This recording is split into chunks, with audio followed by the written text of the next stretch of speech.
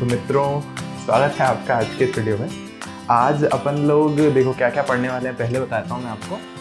सबसे पहले अपन पढ़ेंगे लवण टॉपिक शुरू कर रहे हैं और आज ही इस लवण टॉपिक को ख़त्म भी कर डालेंगे अपन। तो सबसे पहले अपन देखेंगे कि यार NaOH का निर्माण कैसे होता है और उसमें जो बेसिक भूमिका है किसकी, NaCl की, सोडियम क्लोराइड की, हमारे साधारण नमक की, उसकी बात करते हुए NaOH पे चलेंगे। क्लोर क्षार प्रक्रिया देखेंगे, फिर विरंजक चूर्ण या ब्लीचिंग पाउडर जिसको बोलते हैं वो देखेंगे, और बेकिंग सोडा, धोने का सोडा देख करके क्रिस्टलन जल पर अपना टॉपिक आकर के खत्म करेंगे। और आज जो है अपना चैप्टर ये वाला खत्म हो जाएगा, अम्ल क्षार और लवण वाला। हो सकता है वीडियो थोड़ा सा लंबा बने, कोई बात नहीं, आप मेरे साथ बने रहना, पढ़ लेना अच्छे से। इस क्लास में से आप डायरेक्टली एक क्वेश्चन एक्सपेक्ट कर सकते हो एग्जाम में, मतलब बोर्ड एग्जाम में सीधा एक क्वेश्चन आ सकता है यहाँ से, 2 नंबर का, 3 नंबर का। तो इसलिए पूरा ध्यान देकर के आज का लेक्चर पढ़ना है। और हाँ, अगर चैनल को सब्सक्राइब, लाइक, शेयर, कमेंट नहीं किया है तो कर लो प्लीज़, और वो बेल आइकन वाला दबा दो ताकि आपको जैसी वीडियोज़ आए तो नया पता चल जाए। आ जाओ शुरू करते हैं। तो देखो, सबसे पहले किताब में हमारे जो बात शुरू हुई है वो बात शुरू हुई है सोडियम क्लोराइड से, जिसकी बात हमें करनी नहीं है वैसे यहाँ पे। लेकिन हमें ये बोला है कि ये जो सोडियम क्लोराइड है, हमारा जो खाने का जो सिंपल वाला नमक आता है, ये आया कहाँ से। अगर इस पर आप थोड़ा सा विचार करो तो जब पृथ्वी बनी थी लाखों करोड़ों अरबों साल पहले, तो फिर उसके बाद में जब समुद्र बने थे, फिर पृथ्वी पर किसी समुद्र के कोई हिस्से जो थे वो सूख गए, फिर वहाँ पर जो है हमारे पास में बहुत सारे लवण इकट्ठे हो गए, और उन लवण में से एक है हमारा सोडियम क्लोराइड। और इस सोडियम क्लोराइड के साथ साथ और भी हैं, इसको हम लोग उन सब से अलग करते हैं नमक से और फिर अपने काम में लेते हैं, ऐसा अपने को बता रखा है। और फिर उसके बाद में हमें बता रखा है कि गांधी जी की दांडी मार्च के बारे में तो आपको पता होगा, दांडी यात्रा जो उन्होंने की थी गांधी जी ने हमारे स्वतंत्रता संग्राम में। भाई, हमारे स्वतंत्रता आंदोलन में एक बहुत इंपॉर्टेंट चीज नमक थी। अब ये देखो कितनी छोटी लगने वाली कितनी बड़ी चीज है। तो एक छोटी सी मेरे आपसे दरख्वास्त है कि गांधी जी के बारे में पता नहीं क्यों लोग इतना बुरा सा सोचते हैं, मुझे नहीं पता। मुझे कहीं ना कहीं ये अजीब बात लगती है कि गांधी जी के बारे में बहुत कम लोग जानते हैं अच्छे तरह से। तो आप भी प्लीज़ उनके बारे में जानो, उनके बारे में पढ़ो, और फिर ही कोई अपना मानसिक उनके बारे में विचारधारा बनाओ। और पढ़ने के लिए सबसे अच्छा है उनके बारे में किताबें पढ़ सकते हो, जो कि आई एम श्योर अभी तक हम मतलब पढ़ी होंगी आपने। मैंने नहीं पढ़ी, ज़्यादा पढ़ रहा हूँ लेकिन हाँ मैं भी। तो चलो पढ़ लेना। उसके बाद क्या है हमारे पास में NaCl। तो सबसे पहले NaCl का छोटा सा जिक्र किया है कि भैया बना कैसे है।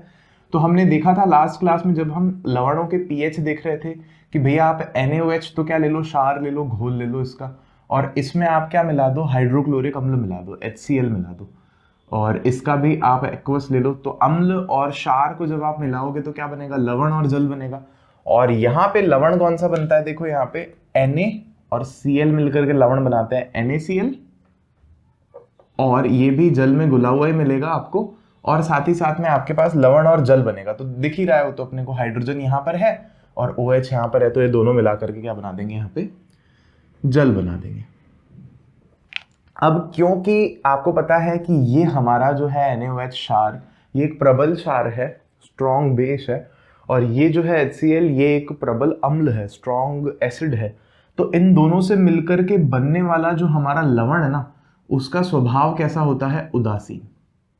ये बात हमें पता है, यही बात वापस किताब में लिखी है। कोई बात नहीं, लिखी है तो मैं आपको बता रहा हूं। यहां तक अपन समझ चुके हैं।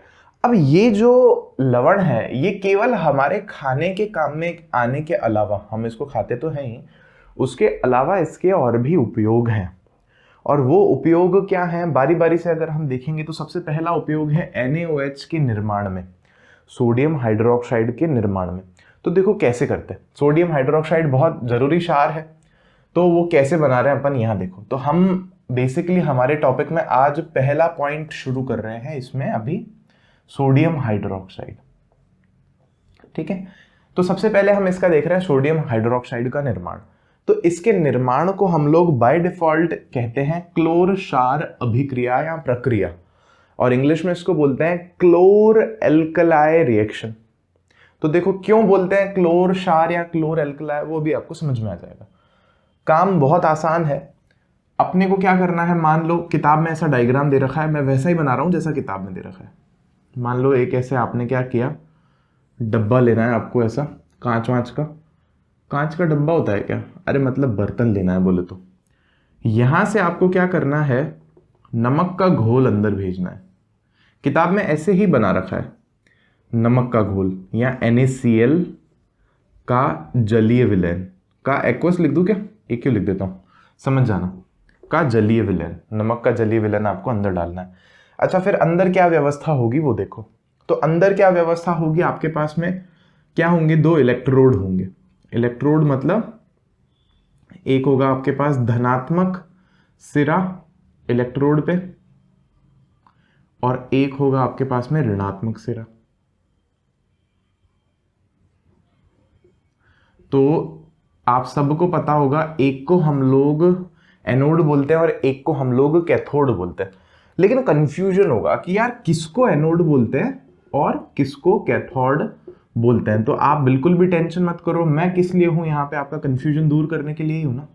तो देखो किसको क्या बोलते हैं, ध्यान से।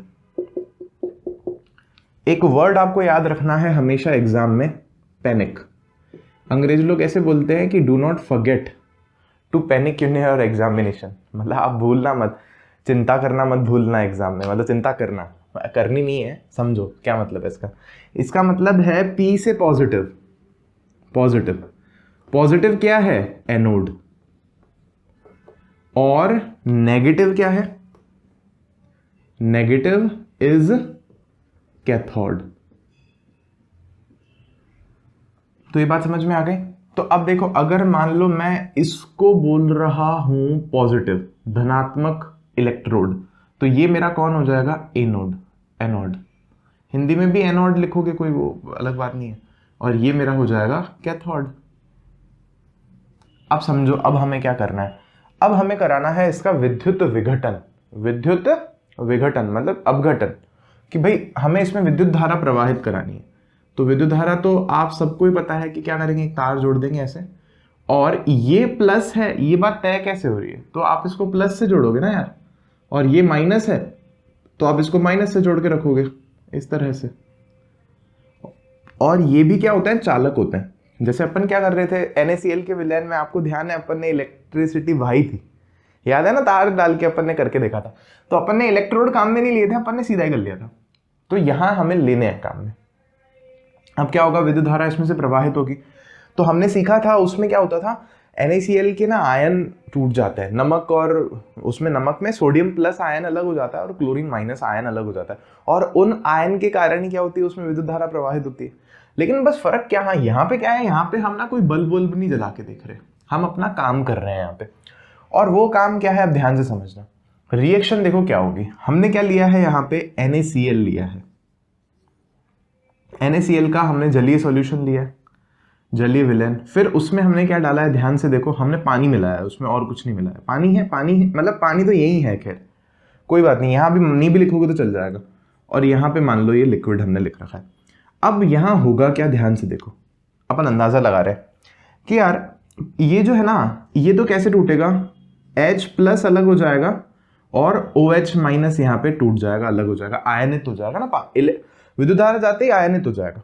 और यहाँ पे क्या होगा, सोडियम प्लस अलग हो जाएगा और क्लोरीन माइनस अलग हो जाएगा, सही बात है।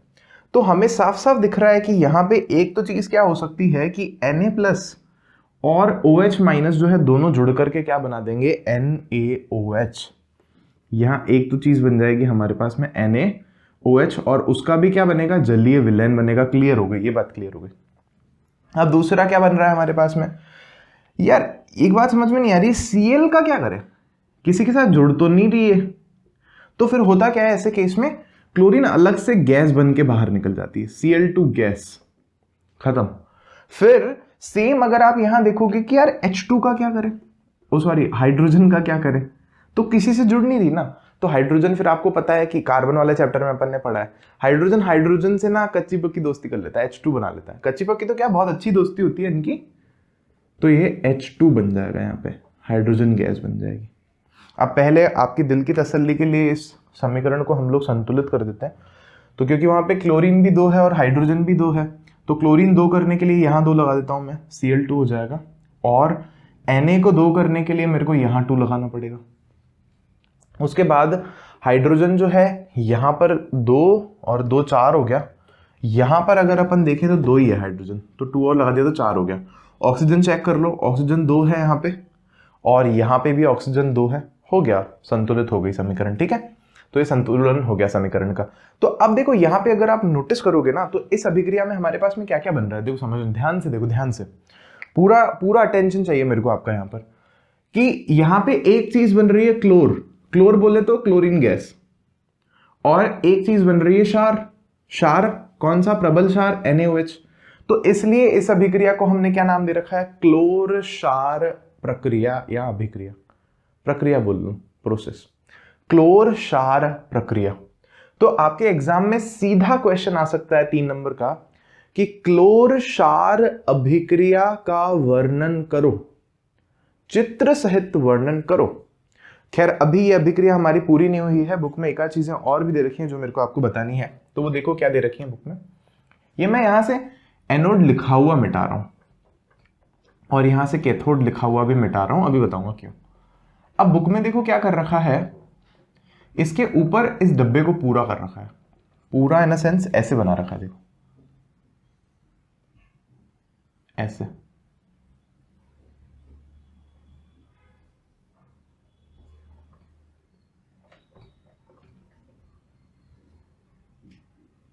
ठीक है, अब ऐसा क्यों कर रखा है वो समझो भाई। यहां पे ये सब अभिक्रिया हो ही रही है। अब हमें एक चीज पता है कि यहां पर क्या होगा, ये चीज भी जो लिखी हुई है ये भी मैं मिटा सकता हूं अब यहां से, या चलो अभी थोड़ा सा काम आएगी, मैं थोड़ा यहीं से कंजूसी से काम चला रहा हूं कम जगह में। यहां से मान लो हमारा क्या निकल रहा है, NaOH का जो जलीय विलयन है वो बाहर निकल रहा है। ठीक है, तो हमारी एक चीज तो यहां से हमने डाली, एक यहां निकली, बाकी 2 का क्या करें, हाइड्रोजन कहां निकलेगी और क्लोरीन कहां निकलेगी, ये थोड़ा दिमाग लगाने वाली बात है। तो देखो अंदर क्या हो रहा है, जैसे ही NaCl टूटता है और H2O टूटता है तो हमारे को एक तो Cl- मिलता है और एक हमारे को क्या मिलता है, हाइड्रोजन प्लस आयन मिलता है। ये तो बात सही है, समझ रहे हो आप इस बात को पक्के से अच्छे से। तो देखो समझो, एनोड की तरफ कौन जाएगा, एनोड कैसा है, प्लस है, ये प्लस है, ये पूरा प्लस है, डंडी प्लस है ये वाली, प्लस की तरफ कौन जाएगा, माइनस जाएगा कि प्लस जाएगा, मेरे को ईमानदारी से बताओ। तो आप बोलोगे कि सर माइनस जाएगा ना, प्लस की तरफ तो कौन जाता है, माइनस जाता है, सही बात है। तो क्लोरीन यहां जाएगी। अब मान लो एक क्लोरीन आई, दूसरी क्लोरीन आई, अब ये दोनों क्लोरीन जुड़ करके यहां पे क्या बना लेगी, Cl2। आई बात समझ में, ऐसे बहुत सारे क्लोरीन माइनस आएंगे, Cl-, Cl-, Cl-, तो सब जुड़ करके Cl2 बना लेंगे, और ये जो Cl2 गैस है ये यहां से बाहर आ जाएगी, Cl2, ये थोड़ा सा टेढ़ा मेढ़ा बन गया, Cl2। और सेम बात किसके साथ होगी, यहां पर हाइड्रोजन के साथ में होगी। देखो हाइड्रोजन यहां प्लस आएगा और प्लस आएंगे, हाइड्रोजन गैस यहां बन जाएगी, और ये हाइड्रोजन जो गैस है ये यहां से बाहर आ जाएगी। एक चीज मैं आपको यहां बताना चाहता हूं, ध्यान देना, यहां पर Cl- जो है ना उसको हम लोग बोलते हैं एनायन। क्या बोलते हैं, एनायन।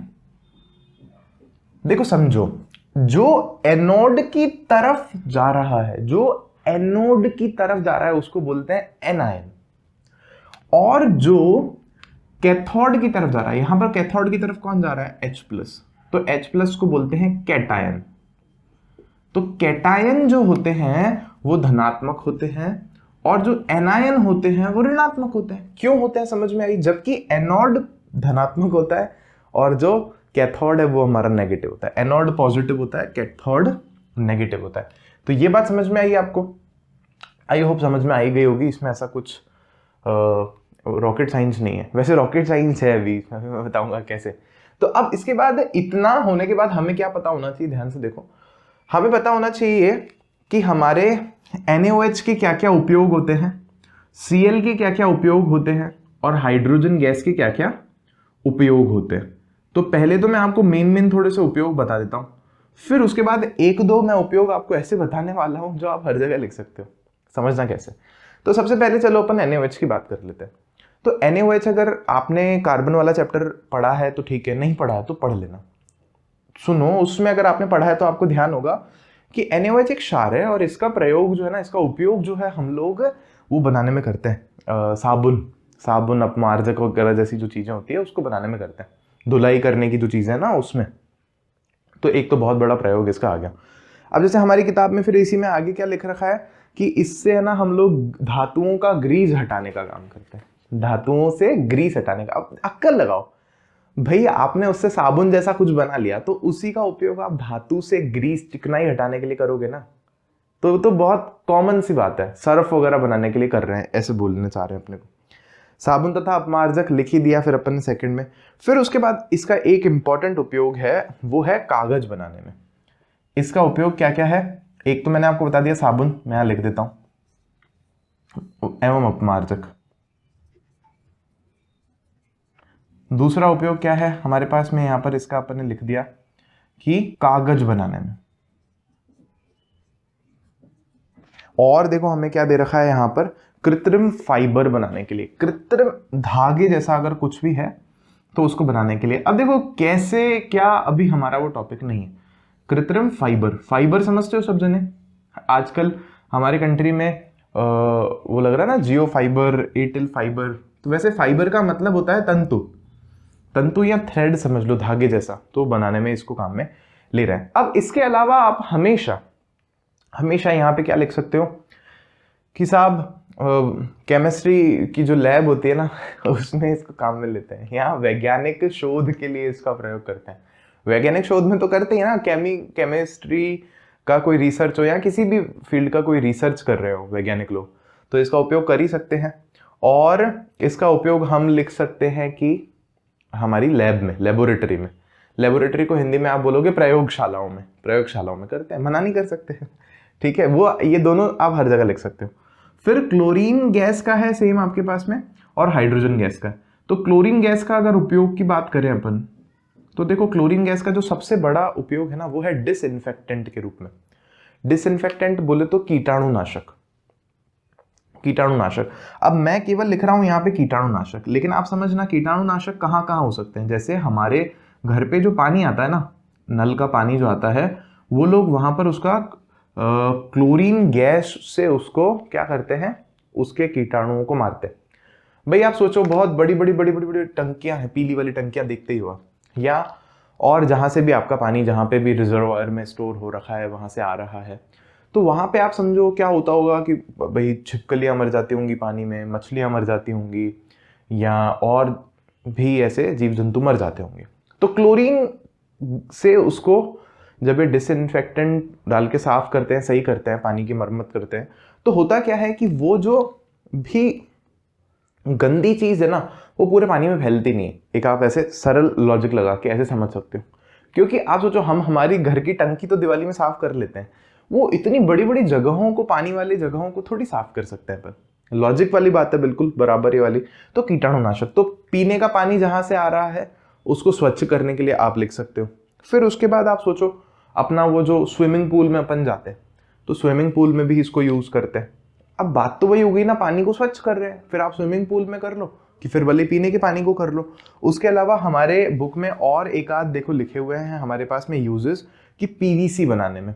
पीवीसी आपको सबको पता है, पॉलीविनाइल क्लोराइड होता है, वैसे बात की क्लासेस का टॉपिक है, अभी आप केवल लिख लो पीवीसी। पाइप वाइप सुना है ना आपने, पीवीसी का पाइप आता है बाहर, प्लास्टिक का जो अपन लाते हैं, तो कहीं ना कहीं उसको जैसे भी इसमें काम में ले रहे हैं अपन उसको।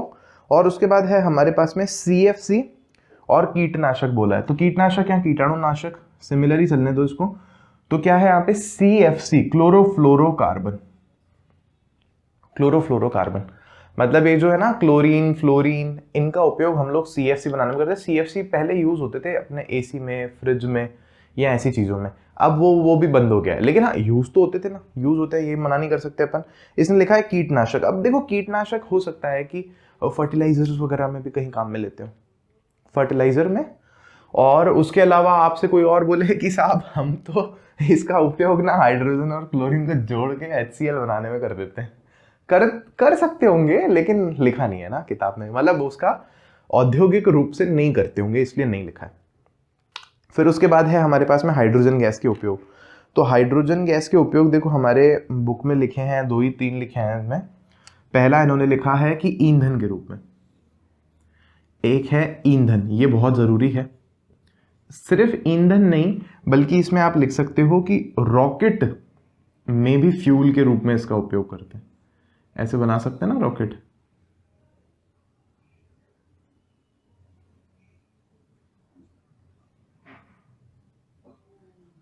ये रॉकेट बनाया भाई अपन ने, ठीक है। तो रॉकेट में प्रोपेलेंट होता है, फ्यूल नहीं बोलते हैं उसको, प्रोपेलेंट बोलते हैं। क्यों बोलते हैं अभी वो हमारा टॉपिक नहीं है। तो रॉकेट में फ्यूल के रूप में इसको हाइड्रोजन गैस को उपयोग में लाते हैं, वो भी लिक्विड हाइड्रोजन रखते हैं वहां पे, ऐसा कुछ करके। और उसके अलावा देखो हाइड्रोजन का हमारे लिए लिखा है, उसके अलावा फ्यूल सेल में भी इसको काम में लेते हैं। फ्यूल सेल क्या है अभी हमारा टॉपिक नहीं है। खाद के लिए इसका उपयोग करते हैं, खाद के लिए अमोनिया वगैरह में भी इसका उपयोग करते हैं। तो खाद बनाने के लिए आप लिख सकते हो। और एक इन्होंने लास्ट चीज और लिखी, मार्गरीन। अब ये मार्गरीन तो क्या है, वैसे नकली मक्खन है, मैंने बताया है ये हमारे उस वाले चैप्टर में, कार्बन वाले में। वो हाइड्रोजनेशन एक अभिक्रिया पढ़ी थी अपन ने। तो वहां पे हम लोग क्या करते हैं कि जो हमारे पास में कार्बन यौगिक होते हैं असंतृप्त वाले, है ना, अनसैचुरेटेड, डबल बॉन्ड और ट्रिपल बॉन्ड वाले, उसमें हाइड्रोजन गैस मिला करके हम लोग क्या करते हैं, उसको संतृप्त में बदल देते हैं, सैचुरेटेड में। तो वहां पे इसका उपयोग में ले रहे हैं। तो मतलब कहने का मतलब ये है कि अगर आपको अच्छे से कोई चीज समझ में आ जाएगी ना, तो आप लिंक जोड़ सकते हो, ये यहाँ से, ये यहाँ से, ये यहाँ से लाके इकट्ठा कर सकते हो। तो ठीक है, ये बना लो। फिर अपन बढ़ते हैं हमारे विरंजक चूर्ण की तरफ। टेंशन मत लो, अब जो वीडियो है वो लंबा नहीं बनेगा, मतलब अब मैं सीधा ही लिखूंगा, बस आपको समझाऊंगा ही, पहले ही लिख दूंगा, तो आपको टेंशन मत लेने की जरूरत बिल्कुल भी नहीं है। आपने यहाँ पर एक चीज देख ली कि NaOH का जब हमने निर्माण देखा तो हमने देखा कि उसमें भी NaCl कैसे उपयोग में आ रहे हैं। तो NaCl की भूमिका अपने साथ चलेगी, अभी भी आगे भी काम में आएगा अपने को। तो अब अपन आ गए हैं विरंजक चूर्ण पे, ठीक है। विरंजक चूर्ण या जिसको हम लोग बोलते हैं ब्लीचिंग पाउडर, ब्लीचिंग पाउडर। और इसके और भी नाम है हमारे पास में। इसका अगर फॉर्मूला देखें तो इसका फॉर्मूला हमारे पास में होता है calcium oxychloride, CaOCl2, calcium oxychloride. इसका जो IUPAC का नाम है ना, वो है कैल्शियम हाइपोक्लोराइट। टेंशन मत लो, आप याद रखो, ब्लीचिंग पाउडर, विरंजक चूर्ण, कैल्शियम ऑक्सीक्लोराइड। कैल्शियम हाइपोक्लोराइड अगर नहीं भी याद रहेगा तो चलेगा, क्योंकि हमारी किताब में बोला नहीं है अपने को, वो लिखा नहीं है। एग्जाम में एक क्वेश्चन आपको सीधा पूछा जा सकता है तीनों में कि विरंजक चूर्ण का सूत्र लिखो, 1 नंबर का क्वेश्चन, या बेकिंग सोडा का सूत्र लिखो, धोने के सोडा का सूत्र लिखो, ऐसे धोने के सोडा का रासायनिक नाम एवं सूत्र लिखो। ऐसा करके आपसे सीधा 1 आध नंबर का क्वेश्चन पूछा जा सकता है। ये याद करके जाना, ये जो पढ़ रहे हो एज इट इज पढ़ करके जाना। उपयोग पूछ सकता है सिर्फ, या सिर्फ नाम और ऐसे पूछ सकता है, या निर्माण बहुत कम ही पूछता है। वो क्लोर क्षार में बहुत ज्यादा पूछता है कि निर्माण कैसे होता है बताओ, बाकियों में इतना नहीं पूछता। तो अब देखो इसको बनाते कैसे, एक पैराग्राफ बस वो, और फिर इसके उपयोग क्या है ये याद रखना है अपने को। तो बनाते कैसे है, देखो बहुत सिंपल है। आपको क्या करना है, ये बुझा हुआ चूना लेना है, कैल्शियम हाइड्रोक्साइड अपन ने पढ़ा था ना, CaOH ट्वाइस, ये लेना है आपको, शुष्क बुझा हुआ चूना। इसका सॉल्ट आता है, अभी है मेरे पास, बाद में बताऊंगा मैं इसमें। वो कार्बन डाइऑक्साइड डालने वाला भी जो था ना प्रोसेस रहा हुआ, वो बताऊंगा मैं आपको। इसमें आप क्या करो कि ना क्लोरीन गैस डाल दो सीधे। अब देखो समझो, क्लोरीन गैस हमारी कहाँ बन रही थी, क्लोर क्षार प्रक्रिया में बनी थी क्लोरीन। तो उस क्लोरीन को हमने यहाँ काम में ले लिया। तो क्लोर क्षार प्रक्रिया में जब हम क्लोरीन के उपयोग लिख रहे थे, तो एक उपयोग ये भी लिख सकते हो कि विरंजक चूर्ण बनाने के लिए। सिंपल। यहाँ देखोगे आप क्या बन रहा है हमारे पास में, एक तो हमारे पास बनेगा कैल्शियम ऑक्सीक्लोराइड, CaOCl2। फिर उसके बाद में आपके पास क्या बनेगा यहाँ पर में, H2, पानी बन जाएगा, बात खत्म। देखो बैलेंसिंग देख लेते हैं, कैल्शियम 1 है 1 है, OH H अगर देखें हाइड्रोजन 2 है, ठीक है, ऑक्सीजन 1 है, ठीक है, क्लोरीन 2 है, कुछ करने की जरूरत नहीं है, एकदम बराबर बैलेंस्ड है सब कुछ। हमारी किताब ने एक और लाइन लिखी है आगे कि भाई वैसे तो इसकी जो संरचना है और वो है जटिल है, लेकिन अभी इसको सरल रूप से हम लिख करके ऐसे ही बता रहे हैं कि भैया CaOCl2 जो है आपका विरंजक चूर्ण है। तो ये बात सिर्फ यही नहीं, हर जगह लागू होती है। इस अभिक्रिया भी की भी हमको कोई स्पेसिफिकेशन नहीं दी है कि कितने तापमान पर होगी, कितना दाब रखना पड़ेगा, कुछ अगर हमें कैटलिस्ट उपयोग में लाना है कि नहीं लाना है, बहुत सारे प्रिकॉशंस और ऐसे मेजर्स हैं, लेकिन वो अगर आप लोग हायर स्टडीज़ करोगे तो वहाँ पढ़ोगे। ये क्लियर हो गया, यहाँ तक समझ में आ गया है। तो सीधा देखो इसके उपयोग। तो उपयोग क्या है यहाँ पर हमारे पास में, सबसे पहला नाम से क्लियर करने की कोशिश करो। ब्लीचिंग खुद में एक प्रोसेस होता है। ब्लीचिंग एक प्रोसेस है, एक प्रक्रिया है, ये जिसको हम लोग बोल रहे हैं विरंजन। विरंजन, रंजन एक तरह से मतलब है कलर करना, और वी का मतलब है कलर हटा देना। तो कलर को हटाने का काम इससे करवाते हैं। देखो कैसे, ब्लीचिंग, या जो जैसे अगर आप नेट पे एक वर्ड सर्च करोगे ना, केवल ब्लीच, तो आपको देखने को मिलेगा ब्लीच बहुत सारे ग्रुप ऑफ केमिकल्स हैं, बहुत सारे केमिकल्स हैं जिनमें उनका मेन काम क्या है, ब्लीचिंग। और वो ब्लीचिंग का काम क्या है, कलर को हटाना, सफाई करना, धो डालना। तो धो डालने का काम जहां पर हो वहां आपको ब्लीचिंग पाउडर को याद करना है। तो ये हमारा बहुत जगहों पर ब्लीचिंग में साफ करने के लिए काम में आ रहा है, जैसे कि वस्त्र उद्योग में, कपड़ों के में। सूती कपड़े आप सबको पता है क्या होते हैं, कॉटन वाले। वैसे एक और कपड़े होते हैं हमारे पास में, लिनन के कपड़े। इनके विरंजन के लिए देखो, जब टेक्सटाइल बनता है, कपड़ा बनता है नया, तो उनको पहले तो क्या साफ कपड़ा चाहिए होता है। सूती होती है, कॉटन वॉटन से बनाया, तो एकदम साफ चाहिए होता है। तो उसके फाइबर्स को, उसके थ्रेड्स को, या जो है उस कपड़े को साफ करने के लिए वो लोग ब्लीच का यूज करते हैं, ब्लीचिंग पाउडर का, इसका। और उसके बाद अगर सोचो अपने घर पे अपन सब्जी का दाग लग गया कपड़े पे कहीं पर, तो भी हम लोग ब्लीच ही यूज करते हैं। तो ब्लीच बहुत सारे हैं, उसमें से एक है ब्लीचिंग पाउडर। तो ब्लीचिंग पाउडर के स्पेसिफिक यूज है हमारे पास में। कलर पूरा भी उड़ा सकता है, बहुत पावरफुल होगा, कम पावरफुल है तो थोड़ा बहुत उड़ा सकता है, समझ रहे हो। तो हमारे घर पे जो ब्लीच होते हैं वो इतने पावरफुल नहीं होते, लेकिन जो ये लोग इंडस्ट्री में यूज करते हैं वो पावरफुल होते हैं। वो दूसरा फॉर्मूला भी दूसरे होते हैं उनके। अभी हमें दे रखा है कि ये विरंजन के लिए। फिर सेम देखो आप कहां पर यूज में आ रहा है, ये कागज की फैक्ट्री में। लकड़ी की मज्जा, लकड़ी की मज्जा बोले तो पल्प, मज्जा का मतलब है पल्प, या यूं समझो लुगदी। जैसे पेपर बन रहा है अपना, तो पेपर इंडस्ट्री में आप समझो पेपर अपना वाइट है, लकड़ी से बन रहा है, लकड़ी तो वाइट नहीं है। तो वहां पे उसका क्या हो रहा है, विरंजन हो रहा है, उसमें से उस कलर को निकाला जा रहा है निचोड़ करके। तो वहां पर पे इसको यूज कर रहे हैं। और उसके अलावा देखो लॉन्ड्री में, साफ कपड़ों के विरंजन के लिए, लॉन्ड्री में जो मैंने आपको बताया था वो दाग धब्बे लग जाते हैं ना, तो उन कपड़ों के लिए। वैसे यहाँ पे साफ कपड़े नहीं होना चाहिए, हमारी किताब में एज इट इज लिखा हुआ है तो मैंने लिख दिया है। आप तो लिख सकते हो कि लॉन्ड्री में कपड़ों के विरंजन के लिए इसका यूज करते हैं। ये गलत हो सकता है, लिखा हुआ है किताब में, बहुत मिसप्रिंट से मैंने बताया आपको। वैसे भी सही भी हो सकता है, उन्होंने साफ करके फिर बोला हो कि दाग धब्बे हटाओ। चलो सेकेंड है हमारे पास में उपचायक के रूप में। ये एक इंपॉर्टेंट टर्म आपको सीधे याद रखनी है, उपचायक के रूप में, क्योंकि बाकी सबको हम डायरेक्ट उपचायक के रूप में यूज नहीं करते। अपचयन और उपचयन हमने फर्स्ट चैप्टर में पढ़ा था। तो देखो उपचायक कौन होता है, जो किसी और में ऑक्सीजन ऐड करवा दे, उसको हम लोग ऑक्सीडेटिंग एजेंट, रिएजेंट बोल सकते हैं हम लोग। लेकिन अभी हमें इतना पढ़ाया नहीं गया है, तो आपको मैं बोलूंगा कि सीधा आप तो याद रखो उपचायक के रूप में इसको काम में लेते हैं। फिर उसके बाद है हमारे पास में पीने वाले जल को जीवाणुओं से मुक्त करने के लिए, ये इसका एक बहुत ही इंपॉर्टेंट काम है। क्लोरीन गैस का भी सीधा ही काम था, पानी को हम लोग क्या कर रहे थे, साफ कर रहे थे, उसे डिसइंफेक्ट कर रहे थे।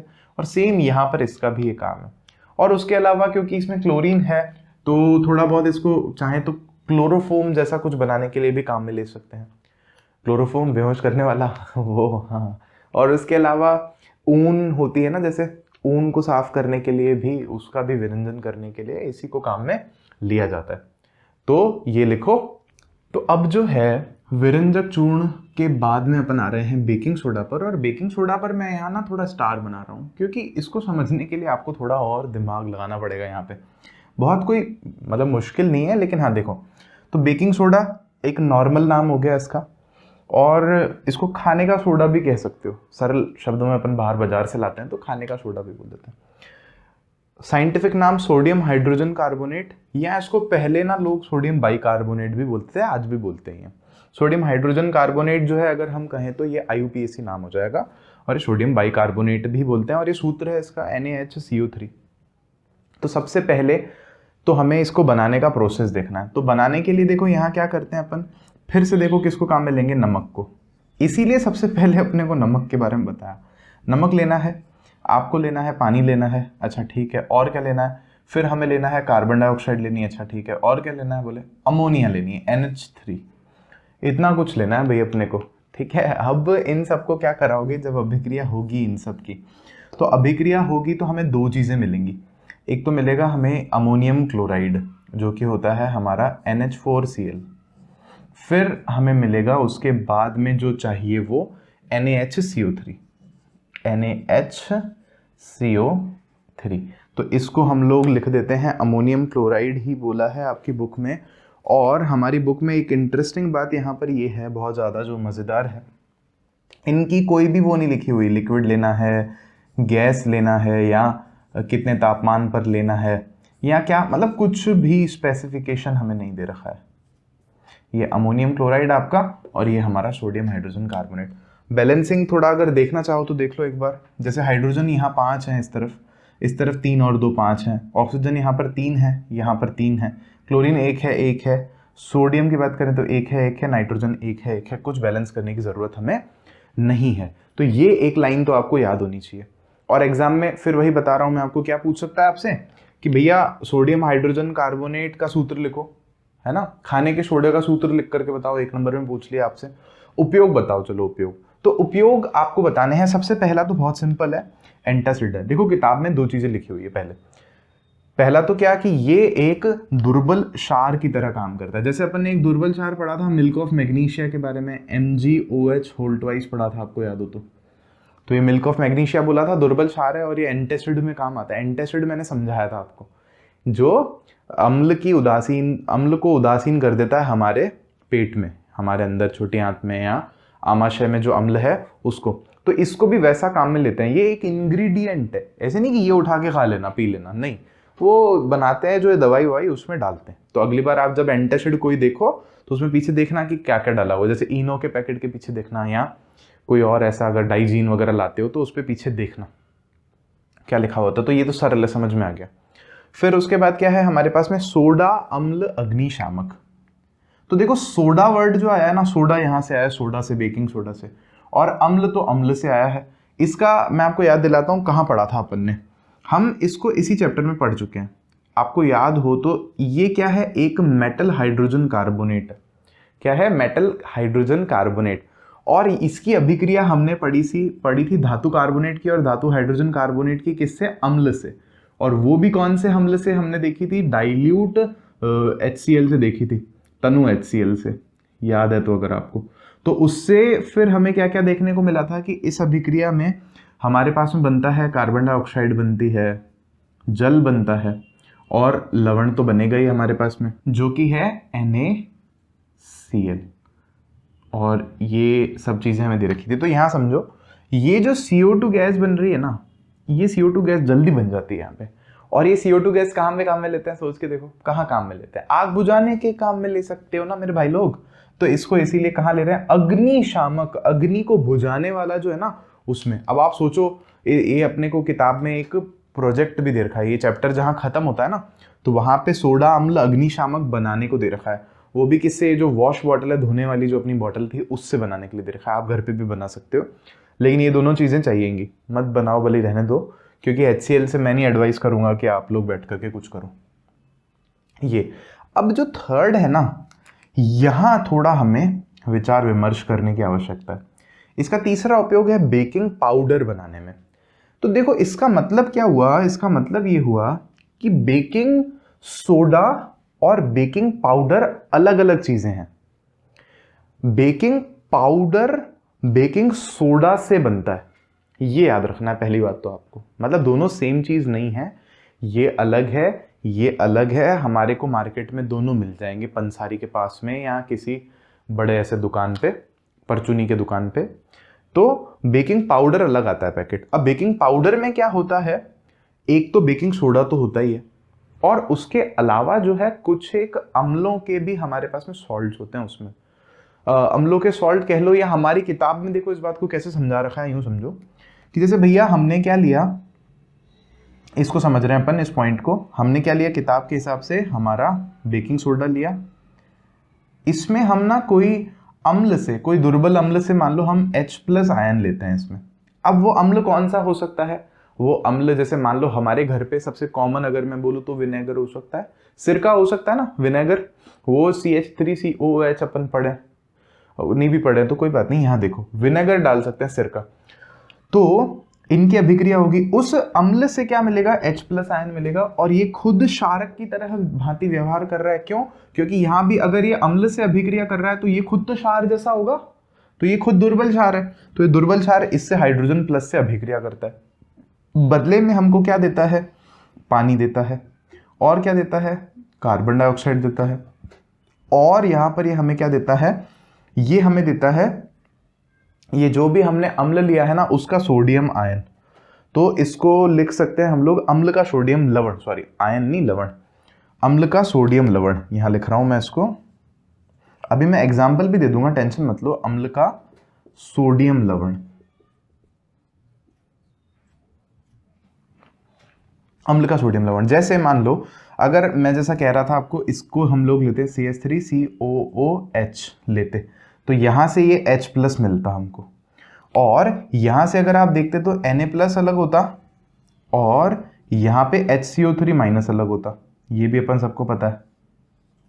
तो देखो क्या बनता अपने पास में, यहां पर H2O तो अलग हो गया, H2O कहां से निकला होगा, H यहां से आया होगा, और OH जो है हमें कहीं ना कहीं से यहां से मिला होगा क्षार में से, और उसके अलावा CO2 अगर हम देखें तो CO2 भी हमें यहीं से मिला है, और फाइनली हमारे पास में बचा Na और CH3COO, तो ये चीज जो है हो सकती है हमारे पास में यहाँ पर मिली हो Na और CH3COO, और इसको यहाँ नहीं लिख करके हम लोग यहाँ लिखते हैं इस जगह पे Na, ये भी हम कार्बन वाले चैप्टर में है हमारे अच्छे से, तो ये मैंने आपको सिर्फ एग्जाम्पल दिया है समझाने के लिए, मतलब ये वाला अगर आपको नहीं ध्यान रखना है तो आप मत रखो, एग्जाम में आपसे नहीं पूछेगा। अब इसको समझें क्या, ये अभिक्रिया हमारे किताब में दे रखी है, इससे समझना क्या है हमें, इससे हमें ये समझना है कि सोडियम हाइड्रोजन कार्बोनेट जब किसी इस तरह से दुर्बल अम्ल से अभिक्रिया करता है, खाना बनाने के लिए जब हम इसको काम में लेते हैं तो वहां पे कार्बन डाइऑक्साइड बनता है, और ये जो कार्बन डाइऑक्साइड गैस है ना, इससे हम लोग खमीर उठाने का काम करते हैं, खमीर फुलाने, खमीर देखो समझो, इडली बनती है घर पे अपने, या अपने घर पे केक बनते हैं, बेकरी में केक बनता है, तो वहां पे उसके पूरे घोल में क्या जाती है, कार्बन डाइऑक्साइड गैस आती है पूरी पूरी, और वो फूल जाता है, तो फुलाने का काम यहां से हो रहा है, ये बात क्लियर हुई आपको। उसके अलावा एक चीज और हमारी किताब में लिखी हुई है कि ये जो हमारा सोडियम हाइड्रोजन कार्बोनेट है, बेकिंग सोडा है, इसका उपयोग हम वैसे तो पकोड़े बनाने में करते ही हैं, उसके अलावा खाने को अगर जल्दी पकाना होता है ना तो भी इसका उपयोग हम लोग करते हैं, और उसके पीछे रीजन क्या है कि ये जो है इसको जैसे ही हम लोग गर्म करते हैं तो ये खाने में जो दुर्बल, अगर कोई हमने अम्ल डालता है, मान लो नींबू डाला है या कुछ ऐसा डाला है, कोई और ऐसी चीज, तो उससे बहुत जल्दी अभिक्रिया करती है, तो खाना जल्दी पकता है इससे थोड़ा सा, इसको अगर हम लोग यूज कर रहे हैं तो, और इसको हमें किताब में ऐसे दे रखा है कि अगर हम इसको गर्म कर रहे हैं ना, जब मतलब ये आपसे एग्जाम में पूछ सकता है कि बेकिंग सोडा की गर्म करने की अभिक्रिया लिखो, इसको गर्म करने पर क्या होता है, ऐसा पूछ लेगा मान लो, तो आप बोलोगे कि हम लोग जब सोडियम हाइड्रोजन कार्बोनेट को ऊष्मा देते हैं तो हमें देखो क्या क्या मिलता है, सोडियम कार्बोनेट मिलता है, Na2CO3 मिलता है, और पानी मिलता है, और कार्बन डाइऑक्साइड मिलता है, ये है सोडियम कार्बोनेट हमारा, तो ये इसके गर्म करने पर हमें अभिक्रिया देखने को मिल रही है, लिख लेना यहाँ पर सोडियम कार्बोनेट, ठीक है, इतना हमें हमारी किताब में दे रखा है। तो आई गेस ये आपको यहाँ सबसे इंपॉर्टेंट पॉइंट क्या है फिर बता दूं मैं आपको, ये बेकिंग पाउडर बनाने में, तो बेकिंग पाउडर अलग चीज, बेकिंग पाउडर असल में क्या है, किसी हाइड्रोजन कार्बोनेट ज्यादातर और किसी अम्ल का जो है मिश्रण कह लो आप, तो ये है बेकिंग पाउडर की डेफिनेशन, ठीक है। अब अगर मैं हट रहा हूं, लिख लो, लास्ट थोड़ा सा और करके फिर खत्म करते हैं। अब अपने को बेकिंग सोडा के बाद में जो है धोने का सोडा को समझ रहे हैं अपन, वॉशिंग सोडा बोल रहे हैं इसको, केमिकल नाम नॉर्मल इसका आप देखोगे तो सोडियम कार्बोनेट लिखा हुआ मिलेगा आपको, और Na2CO3, सॉरी ये 3 है 2 नहीं है, Na2CO3 सोडियम कार्बोनेट। आप सोचोगे कि सर ये सोडियम कार्बोनेट तो Na2CO3 है, फिर इसमें ये आगे क्या जुड़ा हुआ है, 10H2, ये इसका फॉर्मूला है। तो क्या ये जो 10H2 है, किताब में क्वेश्चन है, ये इसको गीला करता है क्या? मतलब इसको आर्द्र बनाता है क्या? मैं गीला लिख रहा हूँ सरल शब्दों में, अगर आप समझो तो वो अभी आपको आंसर देंगे अगले वाले पोर्शन में। और इसके कारण IUPAC जो नाम है, या जो एक नाम अच्छे से आपको और समझ में आएगा, इसका नाम है सोडियम कार्बोनेट डेकाहाइड्रेट। समझ गए होगे क्यों? डेका का मतलब होता है 10, हाइड्रेट मतलब है हमारा पानी जैसा है, मतलब उसमें जुड़ा हुआ है, ऐसा बताना चाह रहे हैं अपन। लेकिन सिंपल सोडियम कार्बोनेट बोल करके भी इसको काम चला लेते हैं। तो अच्छा, इसको बनाते किससे? तो इसको अपन बनाते हैं बेकिंग सोडा से, खाने के सोडा से बनाते हैं इसको। समझो कैसे। खाने का सोडा क्या था अपना? NaHCO3 था। तो इसको जैसे ही हम लोग गर्म किए थे, अभी जस्ट देखा ही था इसके पहले, तो इसको जब हम गर्म करते हैं तो क्या मिलता है हमें? सोडियम कार्बोनेट मिलता है, Na2CO3 मिलता है, और हमें क्या मिलता है? CO2 और H2O मिलता है। और यही CO2 जो है ये हम कहाँ यूज करते हैं? सोचो, खमीर उठाने के लिए। वो रोटी कौन सी, वो फूली हुई रोटी, डबल रोटी बोलते हैं, क्या बोलते हैं उसको बनाने के लिए? केक बनाने के लिए पाव रोटी बोलते हैं उसको। और पानी बन ही रहा है यहाँ पे, तो ये हमारा बन गया। लेकिन अभी भी हमें वो चीज नहीं मिली, तो फिर उसके लिए हम क्या करते हैं? इसका क्रिस्टलाइजेशन। Na2CO3 को हम लोग क्या करते हैं? पानी डालते हैं इसमें। पानी क्यों डालते हैं? देखो समझो, इसको हम लोग क्या कराते हैं? पानी से रिएक्शन कराते हैं। लिखने में तो मैं सिंपल यूं ही लिख रहा हूं, लेकिन कैसे होता है अभी बताता हूँ, एक सेकंड को।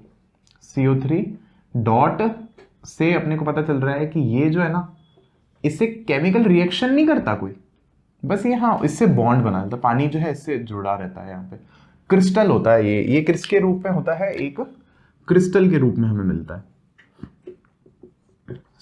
समीकरण संतुलित करने के लिए कुछ नहीं, बस हमें यहाँ पे 10 लिखना पड़ेगा, क्योंकि हमने 10 पानी के जो हैं अणु लिए हैं। तो देखो समझो, ये जो प्रोसेस है क्रिस्टलाइजेशन वाला, ये हमें कक्षा 9 में पढ़ा है, क्लास 9th में अपना केमिस्ट्री का जो सेकंड चैप्टर था मोस्ट प्रोबेबली, वहाँ पे हमें इसके बारे में बताया था। अलग अलग थे प्रोसेसेस, उसमें से एक ये था। तो इसको अपन कैसे कर सकते हैं, मैं आपको एक थोड़ा आइडिया दे रहा हूँ। सोडियम कार्बोनेट ले लो। कैसे लोगे बता दिया मैंने, नहीं तो भी तो आप सीधा भी मिल जाता है। सोडियम कार्बोनेट लो, उसके पाउडर को पानी में मिलाओ, अच्छे से घोलो, उसको उबाल दो। फिर उसको आप क्या करो, किसी ऐसे बर्तन वगैरह में, कांच वाँच के जार में रख लेना। पूरा पानी को गर्म को ही खाली कर दो, उबाल के बहुत अच्छे से मिक्स करके उसमें, और फिर उसमें कोई धागा वगैरह लटका दो। 2-3 दिन उसको छोड़ दो। तो क्या होगा, जो आप धागा वगैरह लटकाओगे ना उसमें बहुत सारे क्रिस्टल्स Na2CO3 10H2O के इकट्ठे हो जाएंगे, क्रिस्टल। तो ये सिंपल टेक्निक है बनाने के लिए। तो अब धोने के सोडे के उपयोग देखना है अपने को। तो उपयोग देखो क्या है। सबसे पहला है हमारे पास में कांच बनाने में, सीधा कांच बनाने के काम में आता है ये चीज़, धोने का सोडा। और सिलिका के साथ जोड़ते हैं इसको। सिलिका बोले तो मिट्टी होती है, वो कांच बनाने में होती है, और फिर इसको भी काम में लेते हैं। और उसके अलावा है हमारे पास साबुन बनाने के लिए। देखो साबुन, आप सोचो इसका नाम क्या है? धोने का सोडा। तो इसका क्यों दिया होगा नाम अपन ने ऐसा? क्योंकि इसको धोने के काम में लेते हैं, धुलाई करने के काम में लेते हैं। क्या धुलाई करते हैं इससे? कपड़े तो धोते ही हैं, और भी चीजें धो सकते हो आप इससे। तो फिर इसका मतलब ये तो क्लियर है ना कि साबुन में काम में लोगे, क्योंकि धुलाई कर रहे हो। और सेम चीज यहाँ देखो, आप क्या लिख रहे हैं? घरों में साफ सफाई करने के लिए। तो भैया साफ सफाई का मतलब क्या है? धोना ही तो है। धो रहे हैं तो मतलब साफ सफाई है। तो ये तो एक ही चीज हो गई, ये और ये तो सेम ही हो गया, मतलब साबुन वाला और ये वाला। और फिर उसके बाद में कह रहे हैं अपन कागज के उद्योग में। अब कागज के उद्योग में भी किसी तरह से हो सकता है साफ सफाई के लिए काम में लेते होंगे। एग्जैक्टली मैंने नहीं देखा अभी तक, बट हाँ लेते हैं। फिर है बोरेक्स जैसे सोडियम यौगिकों के उत्पाद में। बोरेक्स का फॉर्मूला देखना बहुत बड़ा होता है देख लेना बोली चाहिए तो बोरेक्स का, लेकिन उसमें सोडियम होता है। तो उसको बनाने के लिए हम इसका उपयोग करते हैं, सोडियम कार्बोनेट का। क्यों? क्योंकि इसमें भी सोडियम है ना हमारे पास में, तो वो उससे ये बन जाता है फिर बोरेक्स।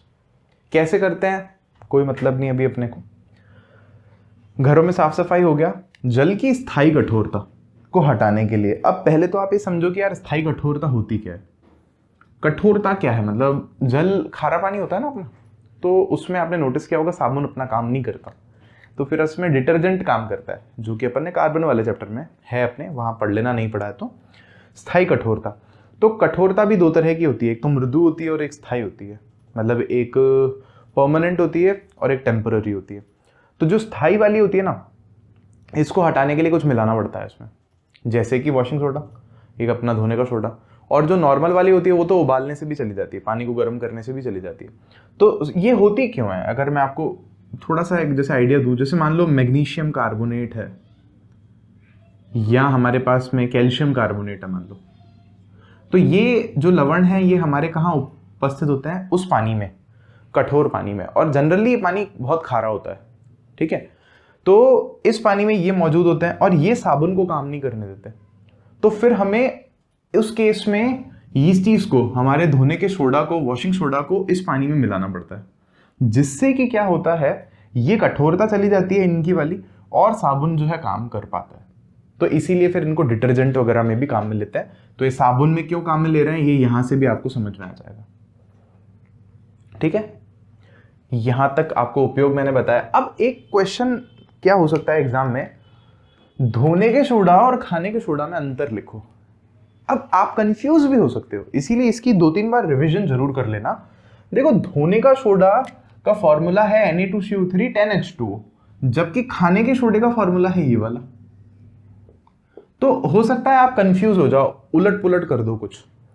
तो मैंने कैसे याद रखा था कि भैया धोने का सोडा ना, तो मतलब धोने के सोडे में तो पानी चाहिए होगा, धोने के लिए तो पानी चाहिए ना, तो पानी इसमें होता है। और क्योंकि यहां पर पानी है तो यहां पर हाइड्रोजन की जरूरत नहीं है हमें, वो यहां से निकल के यहां आ गया ना पानी सारा, और इसलिए फिर खाने का जो सोडा है उसमें बीच में हमारे पास में हाइड्रोजन होता है। क्लियर हो गई ये बात? ऐसे आप इसको याद रख सकते हो। अब उसके बाद लास्ट टॉपिक है हमारी बुक का, जो कि है इस चैप्टर का, क्रिस्टलन का जल। इसमें हमें हालांकि उसको देखना है, प्लास्टर ऑफ पेरिस को और जिप्सम को अभी देख लेंगे इसी में। तो सबसे पहले एक छोटा सा एक्टिविटी देखो हमें किताब में जो दे रखी है। तो देखो, अपने को किताब में बोला है कॉपर सल्फेट जो है उसको लो। कॉपर सल्फेट में भी क्या, ऐसे जैसे यहाँ पर अपन 10H2 लिख रहे थे ना, 10 पानी के अणु, वैसे ही इसमें 5 अणु होते हैं। फॉर्मूला भी देखी गया होगा आपको। बोला इसको लो एक टेस्ट ट्यूब में, टेस्ट ट्यूब में लेकर के आप क्या करो, इसको करो गर्म। अभी समझ में आ जाएगा, जैसे जैसे करेंगे ना सब कुछ, तो आपको सब कुछ समझ में आ जाएगा, कोई दिक्कत वाली बात नहीं है। यहाँ देखो ध्यान से आप। तो अब ये मैंने टेस्ट ट्यूब ले ली है और इसमें थोड़ा सा इसको ले रहा हूँ। तो ये नीला थोथा आ गया अपने पास में। अब इसको सीधे ही कर रहे हैं गर्म। और आपको क्या ऑब्जर्व करना है वो मैं आपको पहले ही बताता हूँ। आपको ये ऑब्जर्व करना है कि इस खाली टेस्ट ट्यूब पर पानी की बूंदें आपको दिखने लग जाएंगी। देखते हैं, चलो।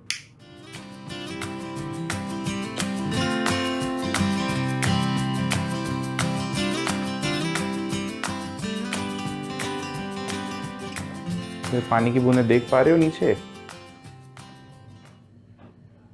अब देखो, ये ना हमारी फ्लेम अच्छी नहीं होती तो ये टेस्ट ट्यूब को थोड़ा काला कर देती है। कोई बात नहीं, साफ कर लेंगे उसको। ऊपर से पानी ऐसे धुआं बन के निकल भी रहा है बाहर, भाप बन करके। और ये पूरा आप देख रहे हो ना, फॉग जैसा नहीं हो जाता क्या? तो देखो, मैं आपको यहाँ पे क्लियरली पूरा दिखा नहीं पा रहा हूँ। इसमें क्या है कि ना, कलर जो है ना, पानी जैसे जैसे कम होगा ना तो कलर हल्का होता जाएगा इसमें से, और एकदम आते आते सफ़ेद हो जाएगा। अभी टेस्ट ट्यूब भी थोड़ी सी ना काली सी हो गई नीचे से। ऐसे गर्म नहीं करते ना, क्योंकि वो बर्नर पे ही करते हैं प्रॉपर। तो अब मैं क्या कर रहा हूँ कि ना, इसमें पानी की एक एक बूंद डालनी, जैसा कि किताब ने हमको बोला है। तो पानी डालने से कलर क्या होगा कि वापस आ जाना चाहिए, तो डार्क हो जाएगा कलर। मैं आपको ये बताना चाह रहा हूँ, तो आप तो ऑब्जर्व करो। वो गर्म करते करते पूरा सफ़ेद हो जाएगा, और जैसे ही उसमें पानी डालेंगे उसका कलर वापस आ जाएगा। तो पूरा सफ़ेद तो मैंने होते हुए नहीं दिखाया आपको, लेकिन ये नीला होते हुए ज़रूर दिखा होगा आपको। हल्के से कलर देखो इसका कितना डार्क हो गया। तो यही ना क्वेश्चन किताब में पूछा था कि क्या ये जो पानी का मॉलिक्यूल है, अणु है, ये इसको आर्द्र बनाता है, गीला बनाता है? तो इसका उत्तर क्या हो जाएगा कि भैया नहीं।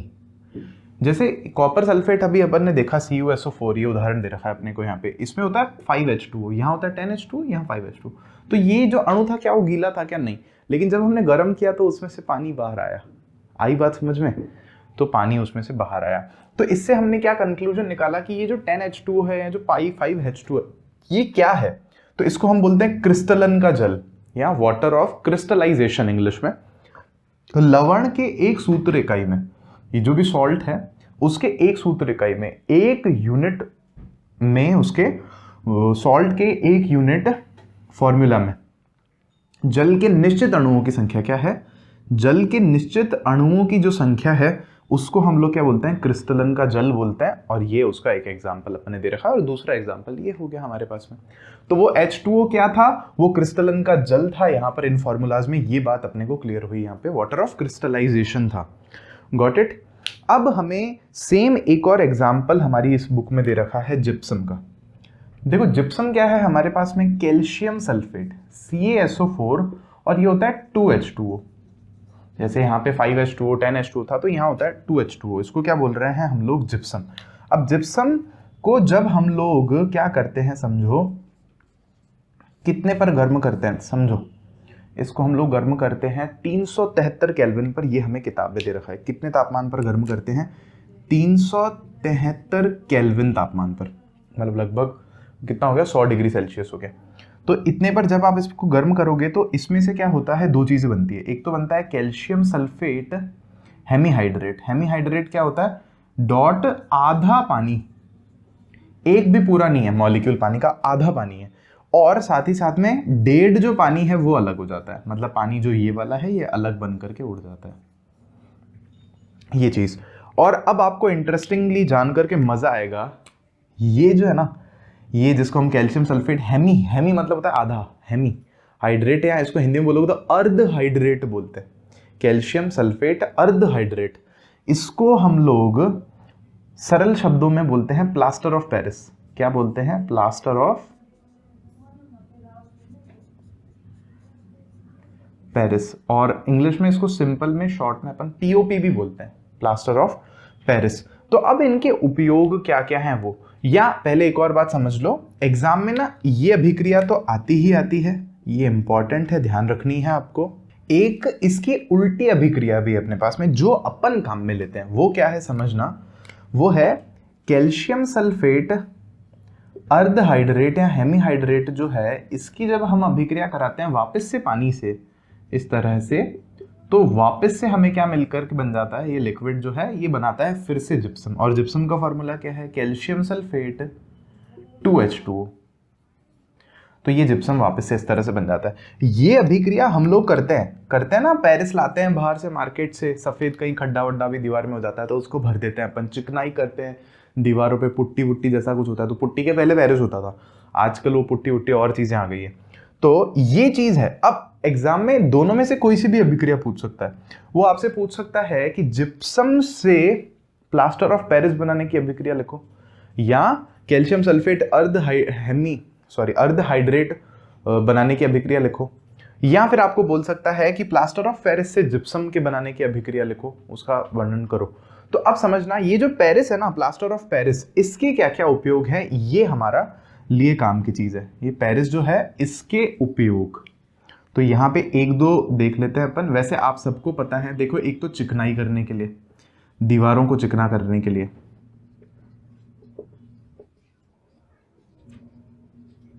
लाइन को पूरा कर लेना। दूसरा उसके बाद डॉक्टर क्या करते हैं, टूटी हुई हड्डियों को जोड़ने के लिए, टूटी हुई हड्डियों को जोड़ते हैं। प्लास्टर नहीं लगाते क्या, ऊपर पट्टा बांधते हैं,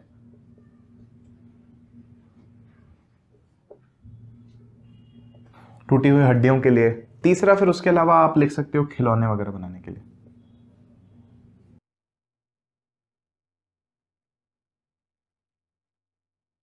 यहाँ एक खास बात आपके समझने के लिए क्या है कि इस प्लास्टर ऑफ पेरिस को नमी वाली जगह पे नहीं रखते। इसके जब कट्टे आते हैं ना दुकानदारों के पास भी, उसको नमी में अगर रख देंगे तो वो अभिक्रिया करके क्या ठोस एकदम जिप्सम बना लेगा, कड़क।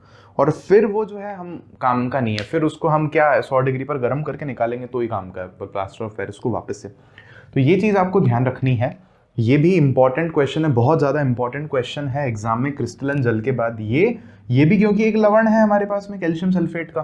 तो यहाँ पे बल्कि एक और चीज़ हमें ऐड कर देनी चाहिए थी कि कैल्शियम सल्फेट, या जिसको हम लोग प्लास्टर ऑफ पेरिस कह रहे हैं, ये भी आज की क्लास में अपन ने देख लिया है। तो रिविजन अगर मैं रिव्यू भी दूँ आपको क्लास में, तो अपन ने NaCl से चालू करके NaOH, CaOCl2, विरंजक चूर्ण, बेकिंग सोडा NaHCO3, और है हमारा धोने का सोडा Na2CO3 10H2, और फिर लास्ट में अपन ने क्रिस्टलन का जल देखते हुए कैल्शियम सल्फेट हेमीहाइड्रेट जिसको बोल रहे हैं यहाँ पर हम लोग, प्लास्टर ऑफ पेरिस के काम को भी समझा है। तो आई होप आपको वीडियो अच्छा लगा है, सब कुछ समझ में आया है, कोई भी डाउट जो है आपको इसमें नहीं है। ये दोनों अभिक्रियाएं अलग याद रखना, बच्चे कंफ्यूज हो जाते हैं क्योंकि किताब में ये अभिक्रिया लिखी हुई नहीं है, लैंग्वेज में लिखी हुई है, इस तरह से नहीं लिख के दे रखी, लेकिन हो सकता है कि वो ये पूछ ले आपसे ना की है। तो बच्चे क्या करते हैं, कोई सी भी पूछियो नीचे वाली लिख करके आ जाते हैं कि भाई कैल्शियम सल्फेट में आधा पानी है, 1.5 जुड़ेगा तो ये 2 हो जाएंगे। यहाँ एक छोटी सी बात ध्यान देने वाली है कि आपके मन में क्वेश्चन होना चाहिए कि सर ये आधे पानी का क्या मतलब है, एक अणु को तोड़ थोड़ी सकते हैं अपन, आधा क्यों लिखा है? तो आधा नहीं होता असल में क्या होता है, 2 कैल्शियम सल्फेट के जो अणु हैं वो एक पानी से जुड़े हुए होते हैं। तो एक मतलब फिर कहने को आधे से जुड़ा हुआ होगा, असल में आधे से नहीं जुड़ा हुआ होता। ठीक है, तो चलो वीडियो को लाइक शेयर कमेंट सब्सक्राइब करना बिल्कुल भी मत भूलना। लिख लो, मैं हट रहा हूं, मिलते हैं आपसे और वीडियोस में। Thank you.